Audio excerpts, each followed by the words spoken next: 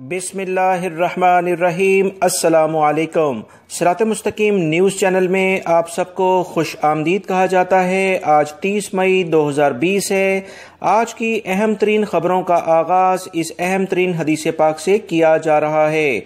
रसूलुल्लाह सल्लल्लाहु अलैहि वसल्लम ने इरशाद फरमाया, अगर किसी ने गुस्से का घूंट महज अल्लाह ताला की खुशनुदी के लिए पिया, इसने इससे बेहतर और आला कोई चीज़ नहीं पी। अल्लाह रब्बुल इज़्ज़त हमें अपना गुस्सा कंट्रोल करने की तौफीक अता फरमाए, आमीन। अब हम नज़र डालते हैं आज की कुछ अहम तरीन खबरों पर। मेरी इन वीडियोज़ को लाइक करके दोस्तों आगे शेयर लाजमी कर दीगा। बहुत अहम तरीन मालूमात मैंने अपने इस चैनल पर दूसरे चैनल पर शेयर की हैं, जिसका लिंक मैंने कमेंट्स बॉक्स में दे दिया है। आप वो वीडियोज़ लाजमी देखें ताकि आपकी मालूमात में इजाफा।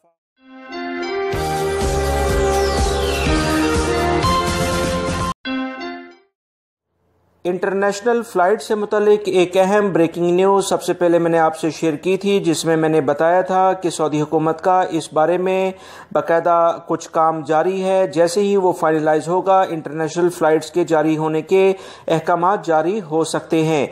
बाज़ मेरे भाइयों ने पूछा कि इसकी कोई तारीख बताएं, तो दोस्तों तारीख इस सिलसिले में नहीं बताई जा सकती।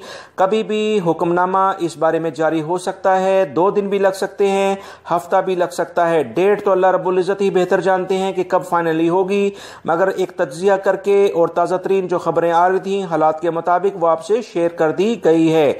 लिहाजा आप उस वीडियो को देखें जिसमें मजीद मालूमात भी शामिल हैं।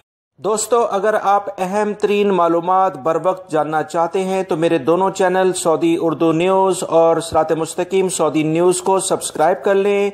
इनके कमेंट्स बॉक्स में मैंने लिंक अप कर दिया है दूसरे नए चैनल्स को। उसमें मैंने कुछ दिन पहले सऊदी हुकूमत की जानिब से अहम तरीन इक़दामात जो आने वाले हैं उसका कुछ तज्जिया पेश किया था, जो कि आहिस्ता आहिस्ता अल्हम्दुलिल्लाह पूरे हो रहे हैं, जिस पर मुझे बहुत खुशी है कि आप तमाम भाइयों को बर वक्त खबरें मिल रही हैं। मस्जिदुल हराम और मस्जिद नबवी अमूर की जनरल प्रेसिडेंसी के सरबराह डॉक्टर अब्दुर्रहमान अस-सुदैस ने बयान में कहा है कि मस्जिद नबवी इतवार 31 मई से हिफाजती तदाबीर के साथ मरहलावार खोल दी जाएगी। प्रेसिडेंसी इस सिलसिले में कोरोना को फैलने से मुताल्लिक नमाजियों को इससे बचाने के लिए ठोस हिफाजती इक़दामात कर रही है। नमाजियों पर पाबंदी है कि वो एक दूसरे से फासले पर खड़े हों। रोज़ाना की बुनियाद पर मस्जिद नबवी को मुख्तलिफ औकात में सैनिटाइज भी किया जाएगा। मस्जिद नबवी आने वाले जो भी अफराद होंगे या मुख्तलिफ इदारों के अहलकारों का रोज़ाना की बुनियाद पर टेस्ट लिया जाएगा। मस्जिदुल हराम और मस्जिद नबवी अमूर की जनरल प्रेसिडेंसी मस्जिद नबवी आने वालों का दर्जा हरारत चेक करने के लिए थर्मल कैमरे नस्ब किए गए हैं। ये 24 घंटे खुदकार निज़ाम के तहत आने वालों का टेम्परेचर चेक करते रहेंगे। मक्कातुल मुकरमा रीजनल पुलिस तर्जुमान ने कहा है कि जाली कर्फ्यू पास फरोख्त करने वाला एक शख्स को गिरफ्तार किया है, जो कि एक सऊदी शहरी है, जिससे तहकीकात की जा रही हैं। याद रखें, मक्कातुल मुकरमा रीजनल पुलिस को इतला मिली थी कि एक शख्स जो कि इंटर सिटी यानी कि मक्का रीजन के अंदर जो कर्फ्यू पासिस दरकार हैं, क्योंकि बहुत सारे एरियाज अभी भी बंद हैं, उसे भारी कीमत पर फरोख्त करता है। पुलिस की तहकीकाती टीम ने मुलजिम को गिरफ्तार करके इससे मजीद तफ्तीश कर रही है। मुलजिम उम्र के लिहाज से 40 साल के करीब है। इससे बहुत सारी मालूमात सामने आ रही हैं। याद रखें, इससे पहले एक रियाद में गिरोह ड्रामाई अंदाज में खुफिया पुलिस की टीम ने गिरफ्तार किया था, जो 3000 रियाल के हिसाब से पास फरोख्त करता था। इसके कब्जे से भी 31 के करीब जो पासिस बरामद हुए थे, जिसकी मुख्तलिफ मालूमात मैंने ऑलरेडी मुख्तलिफ वीडियो में आपसे शेयर कर चुका हूँ। याद रखें, सऊदी अरब में इस तरह के जो कवानीन हैं इन पर बड़ी सख्ती से अमल किया जाता है। सऊदी अरब में वबाई मर्ज से हिफाजत की खातिर एहतियाती तदाबीर के तौर पर पूरे मुल्क में जो कर्फ्यू लगा है, इससे भी बहुत सारे अफराद ने नाजायज़ फ़ायदा उठाने की भरपूर कोशिश की है। सऊदी वज़ारत सेहत ने जुमे से एक्टिव कोरोना टेस्ट मुहिम का तीसरे मरहले का आगाज़ कर दिया है। गाड़ी में बैठे हुए अफराद का भी अब टेस्ट ले लिया जाएगा। एक्टिव कोरोना टेस्ट मुहिम के तीसरे मरहले का आगाज़ सबसे पहले मक्कातुल मुकरमा और मदीना मुनव्वरा से शुरू किया गया है। आइंदा हफ्ते रियाद में कोरोना टेस्ट मुहिम का तीसरा मरहला चलाया जाएगा। इसके बाद इसका दायरा कार पूरी ममलिकत में फैला दिया जाएगा। وزارت صحت نے بتایا ہے کہ ایکٹیو کورونا ٹیسٹ مہم کے تیسرے مرحلے کے تحت بہت سارے شہروں میں اسپیشلسٹ سینٹر قائم کیے گئے ہیں۔ یہاں مقیم سعودی شہری اور غیر ملکی افراد گاڑیوں سے پہنچیں گے اور گاڑیوں میں بیٹھے بیٹھے اپنا ٹیسٹ کروا لیں گے۔ اس کے بعد جو بھی انتہائی ہیلتھ سینٹرز ہیں وہاں پر انہیں خدا نہ خواستہ اگر مرض ان میں موجود ہوا تو لازمی طور پر انہیں وہاں رکھا جائے گا۔ وزارت صحت نے اطمینان دلایا ہے کہ ایکٹیو کورونا ٹیسٹ کے تیسرے مرحلے کے تحت شہریوں اور مقیم غیر ملکیوں کا ٹیسٹ کرنے کے لیے رہائشی عمارتوں کا رخ کیا جائے گا اور نہ ہی گھر گھر جا کر وبائی مرض کے ٹیسٹ لیے جائیں گے۔ وزارت صحت نے بتایا کہ ایکٹیو کورونا ٹیسٹ مہم کے تیسرے مرحلے کا سب سے بڑا مقصد اس انتہائی خطرناک وبائی مرض کو پھیلنے سے روکنے کے لیے احتیاطی تدابیر اور حفاظتی کارروائی کرنا ہے۔ وزارت صحت چاہتا ہے کہ تمام سعودی شہری اور مقیم غیر ملکیوں کو صحت مند زندگی فراہم کی جائے۔ سعودی محکمہ کسٹم نے کہا ہے کہ 10 جون 2020 سے سعودی کابینہ کے فیصلے کے مطابق خوراک مصنوعات پر 3 سے 25% تک کسٹم ڈیوٹی بڑھائی جا رہی ہے۔ محکمہ کسٹم نے ایسی خوراک کی فہرست جاری کر دی ہے جس پر نئی کسٹم ڈیوٹی نافذ کی جائے گی۔ بھیڑ اور بکری کے گوشت پر 7% کسٹم ڈیوٹی لگائی جائے گی۔ اب تک یہ کسٹم ڈیوٹی اس پر نہیں لگی تھی۔ دیگر جانوروں، پرندوں کے تازہ گوشت اور فروزن چکن یعنی جو بھی گوشت وغیرہ آتا ہے اس پر 20 سے 25% تک کسٹم ڈیوٹی میں اضافہ ہو جائے گا۔ محکمہ کسٹم کا کہنا ہے کہ ہر طرح کی مچھلیوں پر 3 سے 6% تک کسٹم ڈیوٹی بڑھا دی جائے گی، جبکہ ڈیری مصنوعات اور ہر طرح کے مشروبات پر کسٹم ڈیوٹی میں 5 سے 10% اضافہ ہوگا۔ اس کے بعد مزید بتایا گیا ہے کہ پنیر وغیرہ جو ہے اس پر کسٹم ڈیوٹی 5 سے 6% بڑھائی جائے گی۔ مختلف قسم کی سبزیوں پر 15% تک کسٹم ڈیوٹی ہوگی۔ اب تک ان سبزیوں پر کسٹم ڈیوٹی نہیں لگائی گئی تھی، لہٰذا آنے والے دنوں میں سعودی عرب میں کچھ مہنگائی ہو جائے گی، جس کا آلریڈی سعودی وزارت مالیات کی جانب سے اعلامیہ جاری کر دیا گیا تھا۔ سعودی عرب کے شہروں جدہ، مدینہ منورہ میں 18 اور عسیر ریجن میں 159 تجارتی اداروں کو وبائی مرض کی خلاف ورزی پر بند کر دیا گیا ہے، جبکہ حائل ریجن میں 26 ہوٹلوں اور خوراک کے مراکز کو بند کیا گیا ہے۔ سعودی میونسپلٹی اور اس کے ماتحت بلدیاتی کونسلوں نے نئے وبائی مرض کو پھیلنے سے روکنے کے لیے مقررہ حفاظتی اقدامات اور احتیاطی تدابیر پر عمل نہ کرنے کی بنا پر یہ تفتیشی کارروائیاں شروع کی ہیں، جس پر بہت سارے اداروں کو بند کیا گیا ہے۔ جدہ میونسپلٹی نے وبائی مرض سے بچاؤ کی تدابیر نہ اپنانے پر ایک ہوٹل، ایک شاپنگ سینٹر اور 19 دکانیں فوری طور پر بند کر دی ہیں۔